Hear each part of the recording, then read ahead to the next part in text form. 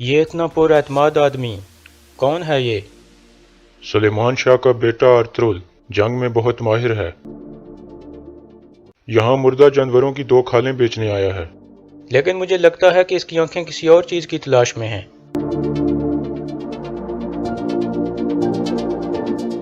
السلام علیکم ناظرین، ارطغرل غازی کے تیسرے سیزن میں خوش آمدید۔ پہلی قسط کے آغاز میں ارطغرل اپنے ساتھیوں کے ساتھ ایک جنگل میں گھوڑا دوڑا رہا تھا۔ اس دوران وہ اپنے دل میں دعا مانگتا ہے اللہ کے 99 ناموں کے ساتھ جو ہمارے دلوں کو ایمان سے بھرتا ہے۔ یا رب، ہمارے اس پاک راستے میں آنے والے جالوں کو تباہ کر دے، دشمن کے سامنے ہمیں چوکنا کر دے۔ یا رب، ہماری تلواروں کو ذوالفقار جیسا بنا دے اور ہمارے دلوں کو حضرت علی کے دل جیسا بہادر بنا دے۔ ہم صرف آپ کے آگے جھکتے ہیں اور مدد مانگتے ہیں، ہمیں اکیلا مت چھوڑنا میرے اللہ۔ دوسری طرف ایک سپاہی آ کر اپنے سلجوق کمانڈر کو بتاتا ہے ہم نے ارد گرد کو محفوظ کر دیا ہے جناب۔ کمانڈر کہتا ہے بہت اچھے، ارطغرل صاحب کسی بھی وقت یہاں پہنچنے والے ہیں۔ تھوڑی دیر بعد ارطغرل اپنے ساتھیوں کے ساتھ وہاں پہنچ جاتا ہے، پھر وہ سب گھوڑے سے اترتے ہیں۔ ارطغرل سیدھا کمانڈر کے پاس جاتا ہے اور اس سے گلے ملتا ہے، پھر ارطغرل اور اس کے ساتھی کمانڈر کے پاس بیٹھ جاتے ہیں۔ کمانڈر کہتا ہے ہمارے سلطان نے آپ کو سلام بھیجا ہے، وہ آپ کی خدمات سے بہت خوش ہیں۔ ارطغرل کہتا ہے میں نے سنا ہے کہ وہ کوپک سلطان کا نیا وزیر بن گیا ہے۔ کمانڈر کہتا ہے بعض دفعہ گندے لوگ گندے کاموں کے لیے درکار ہوتے ہیں۔ ارطغرل کہتا ہے ریاست کو ہر وقت صاف ہونا چاہیے تاکہ کہیں ایک دن ہم اس کی گندگی میں گر کر ڈوب نہ جائیں۔ کمانڈر کہتا ہے بلا شبہ ہمارے سلطان کے پاس کوئی منصوبہ ہوگا۔ ارطغرل کہتا ہے مجھے بھی یہی امید ہے۔ پھر کمانڈر کہتا ہے سلطان نے آپ کو ایک نئی ذمہ داری دی ہے، آپ کارا جیسر کے علاقے کو فتح کرو گے۔ یہ علاقہ بہت اہم ہے، اگر ہم اس علاقے کو فتح کر لیں تو ہم بیزنطین کی ساری زمینوں کو قسطنطنیہ میں شامل کر سکتے ہیں۔ ارطغرل کہتا ہے ہم نے غداروں سے چھٹکارا حاصل کر لیا ہے، اب نئے علاقے فتح کرنے کا وقت ہے، اللہ کی مدد سے ہم اپنی پوری کوشش کریں گے۔ کمانڈر کہتا ہے ہم یہ کام کسی کو خبردار کیے بغیر کریں گے، آپ کو وہاں بہت کمزور دکھنا ہوگا تاکہ کسی کو کوئی خطرہ محسوس نہ ہو۔ ارطغرل کہتا ہے ہم ایک کمزور بھیڑ کی طرح دکھنے کا کام اچھے سے کر لیں گے۔ کمانڈر کہتا ہے بہت اچھے، ہمیں قسطنطنیہ کے اندر سے خبر ملی ہے کہ صلیبی نئے حملے کے لیے تیار ہو رہے ہیں اور وہ ہمیں ان زمینوں سے نکالنا چاہتے ہیں۔ ارطغرل کہتا ہے اور ہم ان زمینوں کو اپنا وطن بنانا چاہتے ہیں۔ کمانڈر کہتا ہے اس دفعہ کچھ مختلف ہے ارطغرل صاحب، ہمارے تمام دشمن اکٹھے ہو گئے ہیں اور اپنی پوری طاقت سے ہمارے اوپر حملہ آور ہونا چاہتے ہیں۔ ارطغرل کہتا ہے تو پھر ہم ترک اپنے خون کے آخری قطرے تک اپنے ملک کی حفاظت کریں گے، ہم بہت جلد حرکت میں آ کر ان کے حملے کو ناکام کر دیں گے۔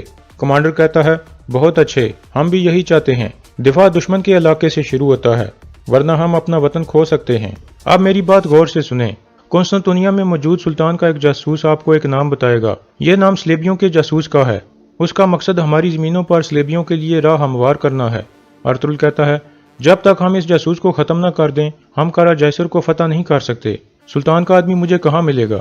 عین اس وقت ایک تیر آتا ہے جو سیدھا اس کمانڈر کے سینے میں لگتا ہے۔ صلیبیوں نے حملہ کر دیا تھا، ایک سلجوق سپاہی کے علاوہ تمام سلجوق مارے جاتے ہیں اور وہ سپاہی ایک طرف بھاگ جاتا ہے۔ ارطغرل اس کمانڈر سے جاسوس کے بارے میں پوچھتا ہے، کمانڈر مرتے مرتے بتاتا ہے کہ وہ ہنلی بازار میں آئے گا۔ پھر ارطغرل سلجوق سپاہی کو بھاگتے ہوئے دیکھ کر دوندار کو کہتا ہے اس غدار کو پکڑو۔ دوندار فوراً اس کے پیچھے بھاگتا ہے۔ ارطغرل اور اس کے ساتھی اپنی تلواریں نکال لیتے ہیں اور صلیبیوں کو مارنا شروع کر دیتے ہیں۔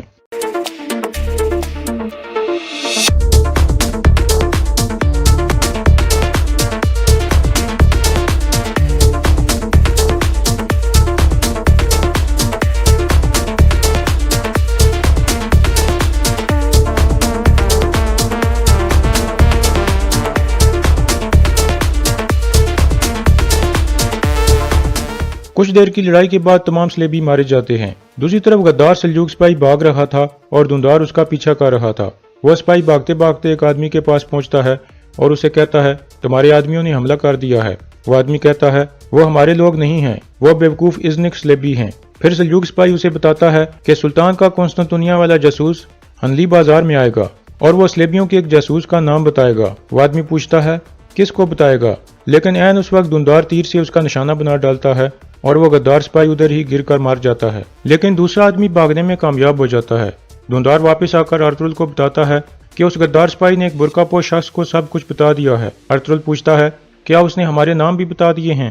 دھندار ہنستے ہوئے کہتا ہے اس کی زبان بند ہو گئی تھی جب میرا تیر اس کی گردن کے آر پار ہو گیا۔ ارطغرل بھی ہنسنے لگتا ہے اور کہتا ہے بہت اچھے، تم نے ہمیں ایک بڑی مصیبت سے بچا لیا۔ ترگت کہتا ہے ہمارے دو الگ دشمن ہیں، پہلا وہ جس کو دیکھا جا سکتا ہے اور دوسرے نہ دکھائی دینے والے حرام زادے۔ ارطغرل کہتا ہے ہماری جنگ ابھی ایک مختلف مرحلے پر ہے، ہمیں ہر وقت چوکنا رہنا ہوگا۔ اس پاک راستے پر فتح حاصل کرنے کے لیے ہم ان کے لیے اپنے نئے جال بنائیں گے۔ پہلے ہم ان شہیدوں کو دفنا لیں، پھر ہم ہنلی بازار میں جائیں گے۔ دوسری طرف قبیلے میں حکیم ارتک حکیم کی نئی ذمہ داری درویش کو سونپ دیتا ہے۔ درویش کہتا ہے انشاءاللہ میں لوگوں کے درد کی دوا بنوں گا۔ آئمہ خاتون اسے مبارکباد دیتی ہیں۔ اتنے میں ارطغرل کا بیٹا گندوز وہاں سے بھاگ جاتا ہے جو ابھی بڑا ہو چکا تھا۔ آئمہ خاتون ایک سپاہی کو اس کے پیچھے بھیجتی ہیں تاکہ وہ اس کا خیال رکھے۔ گندوز ایک جھولے پر چڑھتا ہے اور پھر گر جاتا ہے۔ اتنے میں حلیمہ بھی وہاں آ جاتی ہے اور اسے دلاسا دیتی ہے۔ اتنے میں آئمہ خاتون بھی وہاں آ جاتی ہیں اور کہتی ہیں لڑکے اس طرح کے تجربات سے گزر کر بڑے ہوتے ہیں بیٹی، اگر تم ایسے ہی اس کو گلے لگا کر دلاسے دیتی رہو گی تو تم اسے ایک بہادر آدمی کی بجائے ایک بزدل آدمی کو پروان چڑھاؤ گی۔ حلیمہ کھڑی ہو کر کہتی ہے آپ صحیح کہہ رہی ہیں والدہ، گندوز بھی اپنے بابا اور چاچوں کی طرح بہادر آدمی بنے گا۔ درویش اسحاق کا پہلا مریض یہ بنا ہے۔ آئمہ خاتون پوچھتی ہیں ہمارے پاس مال کی کیا صورتحال ہے؟ حلیمہ کہتی ہے اگر ارطغرل آج خالی ہاتھ واپس آئے تو ہمارے لیے مشکلات بڑھ جائیں گی۔ اس کے بعد حلیمہ قبیلے کے لوگوں میں آٹا تقسیم کرنا شروع کرتی ہے اور انہیں ایک قطار میں لگنے کو کہتی ہے۔ وہ ایک عورت کے برتن میں کچھ آٹا ڈالتی ہے اور کہتی ہے اب اگلے کی باری ہے۔ یہ سن کر وہ عورت کہتی ہے اتنے تھوڑے آٹے سے ہم کیسے گزارا کریں گے؟ حلیمہ کہتی ہے تھوڑا صبر کرو باجی۔ پھر ایک اور عورت بول پڑتی ہے اور کہتی ہے اور ہم کتنا صبر کریں، کتنے مہینوں سے ہم صبر کر رہے ہیں لیکن ابھی بھی ہمیں ایک برتن میں آٹا مل رہا ہے۔ ہمارے جانور ضائع ہو گئے ہیں اور پہاڑوں میں شکار کے لیے کچھ بھی نہیں ہے، ہم بھوکے ہو گئے ہیں۔ اس کے بعد باقی سب لوگ بھی شور مچا دیتے ہیں اور کہتے ہیں ہم کہاں سے اپنی روٹی تلاش کریں۔ کچھ دیر سننے کے بعد حلیمہ آگے آتی ہے اور کہتی ہے ارطغرل نے آپ سے یہ وعدہ نہیں کیا تھا کہ آپ کو کانٹوں کے بغیر پھول دیے جائیں گے؟ انہوں نے کہا تھا کہ ہمارا راستہ مشکل ہے، اب تم لوگوں کو کیا ہو گیا ہے؟ پھر بانو جزیک غصے سے بول پڑتی ہے اور کہتی ہے یہ ارطغرل صاحب کا ہی راستہ ہے جس کی وجہ سے ہم اس صورتحال میں ہیں۔ اب مجھے بتاؤ کون سا شخص ہے جس نے بھوکا رہنے کے لیے قبیلہ چھوڑا تھا؟ حلیمہ کہتی ہے دوان الپ نے بغیر کسی ہچکچاہٹ کے ارطغرل کے لیے اپنی جان دے دی اور تم یہاں اس طرح کی باتیں کر رہی ہو۔ اپنی حد میں رہو بانو جزیک، ہمارے پاس یہی مال بچا ہے، تم چیزوں کو ایسے مت بڑھاؤ تاکہ ہم سکون سے کھا سکیں، جن کو اعتراض ہے وہ جا سکتے ہیں۔ پھر بانو جزیک وہاں سے چلی جاتی ہے اور حلیمہ دوبارہ لوگوں کو آٹا بانٹنے لگتی ہے۔ اس کے بعد ہنلی بازار کا منظر سامنے آتا ہے۔ اس بازار میں بہت سے گندے دندے بھی ہوتے تھے۔ ارطغرل اور اس کے ساتھی بھی اس بازار میں پہنچ جاتے ہیں تاکہ سلطان کے جاسوس سے مل سکیں۔ دھندار پوچھتا ہے اس بازار میں آپ سلطان کے جاسوس کو کیسے تلاش کریں گے؟ ارطغرل کہتا ہے اگر آپ کی آنکھیں یہ نہ پہچان سکیں کہ کون آپ کی طرف ہے اور آپ کا دل یہ نہ جان سکے کہ آپ کس کے ساتھ چل رہے ہیں تو پھر آپ پہلے ہی جنگ ہار چکے ہوتے ہیں۔ اس دوران گھوڑے پر بیٹھا ایک آدمی بلند آواز میں کہتا ہے اس بازار کا مالک سیمن ہے، آؤ آپ بھی اس کے پاس چلو، وہاں بہت عمدہ گھریلو چیزیں ہیں اور بہت لذیذ کھانے ہیں جو آپ کا انتظار کر رہے ہیں۔ ارطغرل بھی کچھ دیر اس کا جائزہ لیتا ہے اور پھر ایک طرف بڑھ جاتا ہے۔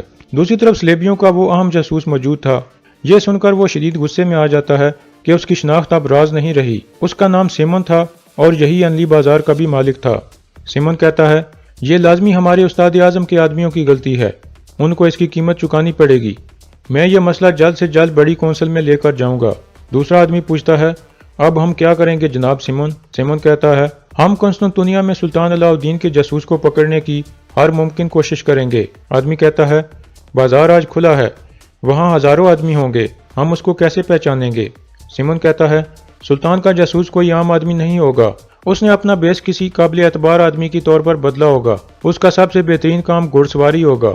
سیمن کا آدمی کہتا ہے آپ کی عقل خوفزدہ کرنے والی ہے جناب سیمن۔ یہ سن کر سیمن مسکرانے لگتا ہے، پھر وہ کرسی پر بیٹھ کر کہتا ہے بازار کی طرف جانے والے راستے پر ایک جال بچھاؤ اور اس راستے پر آنے والے گھڑ سوار کو اپنے پنجے میں دبوچ لو۔ دوسری طرف ارطغرل اور اس کے ساتھی بازار میں موجود تھے۔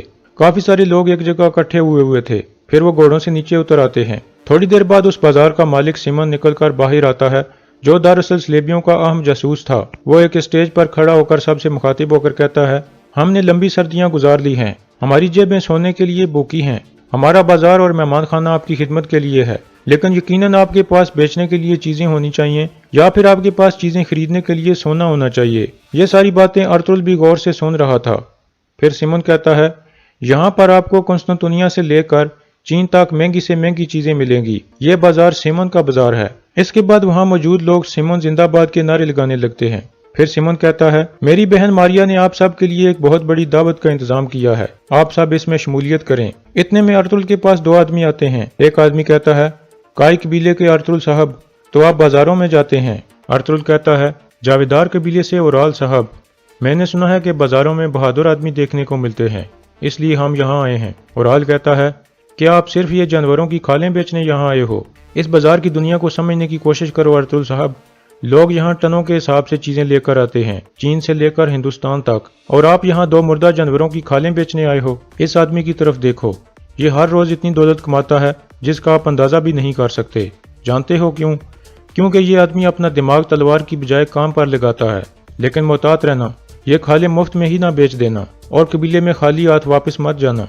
अर्तुल कहता है, ओराल साहब, मैंने बहुत से ऐसे आदमी देखे हैं जो मेरी तलवार के नीचे अपना सारा सोना देने के लिए भी तैयार थे, लेकिन मैंने आज तक ऐसा बहादुर नहीं देखा जो सोने के बदले अपनी तलवार दे दे। ओराल कहता है, इन लोगों को देखो, ये तलवारों और जंगों के पीछे नहीं भाग रहे। अब मैं चलता हूँ, लेकिन जो मैंने कहा है वो मत भूलना और मोहतात रहना। ये कहकर ओराल चला जाता है। दूसरी तरफ सिमन के आदमी एक जगह गात लगाकर बैठे थे ताकि सुल्तान के जासूस को पकड़ सकें। सिमन ने उन्हें बताया था कि वो जासूस स्लेबियों के बेस में होगा, इसलिए जब एक घुड़सवार स्लेबियों के बेस में वहां से गुजरता है तो वो उसे गिरा लेते हैं और गिरफ्तार कर लेते हैं। सिमन का आदमी कहता है, इसके हाथ और मुंह अच्छी तरह बांध दो, हमें ये जिंदा चाहिए।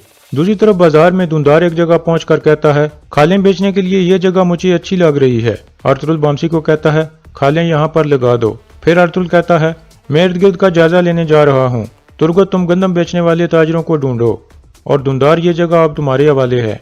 दूसरी तरफ ओराल सिमन के पास पहुंचता है और कहता है, सिमन साहब, मैं जानना चाहता था कि आप इतने सारे सोने से क्या करते हैं। सिमन कहता है, मुतजस्सिस होना अच्छी बात है। फिर सिमन खड़े होते हुए कहता है, मेरे पास आपके लिए एक अच्छी खबर है। कोनिया के एक ताजिर ने मुझे बताया है कि सादुद्दीन कोपिक सुल्तान का नया वजीर बन गया है।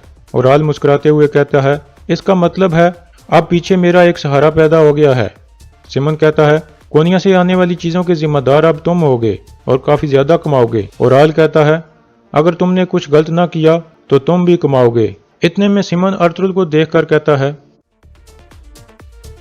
ये इतना पुरएतमाद आदमी कौन है ये? सुलेमान शाह का बेटा अर्तुल जंग में बहुत माहिर है। यहाँ मुर्दा जानवरों की दो खालें बेचने आया है। लेकिन मुझे लगता है कि इसकी आंखें किसी और चीज की तलाश में हैं।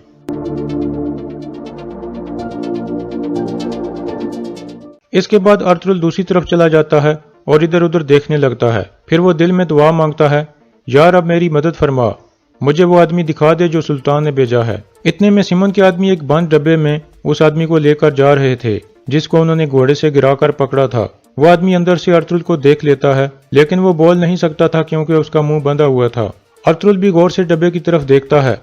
इतने में सिमन के आदमी डब्बा लेकर उसके करीब से गुजर जाते हैं और यहाँ इस किस्त का इख्तिताम हो जाता है।